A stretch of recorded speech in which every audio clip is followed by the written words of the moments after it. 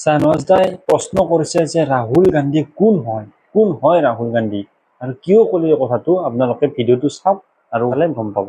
হয় Rahul Gandhi, who is Rahul Gandhi? Rahul Gandhi আমাৰ অসমৰ চিফ মিনিষ্টাৰ নেকি? ৰাহুল গান্ধী আমাৰ দেশৰ প্ৰধানমন্ত্ৰী নেকি? ৰাহুল গান্ধী হ'ল লিডাৰ অফ অপজিশ্যন।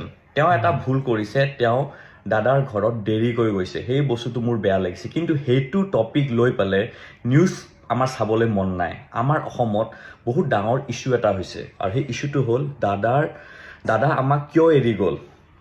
ছিংগাপুৰৰ তদন্ত কিমান দূৰলৈ আগবাঢ়িছে, অসমত কি হৈ আছে, SIT তদন্ত কৰি কি পাইছে, ছিংগাপুৰ পুলিচ তদন্ত কৰি কি পাইছে, ছিংগাপুৰৰ তদন্তটো কিমান দূৰলৈ আগবাঢ়িলে, তাতে আগবাঢ়াৰ পাছত কি পাইছে, আমাক সেইবোৰ বস্তু লাগে এতিয়া।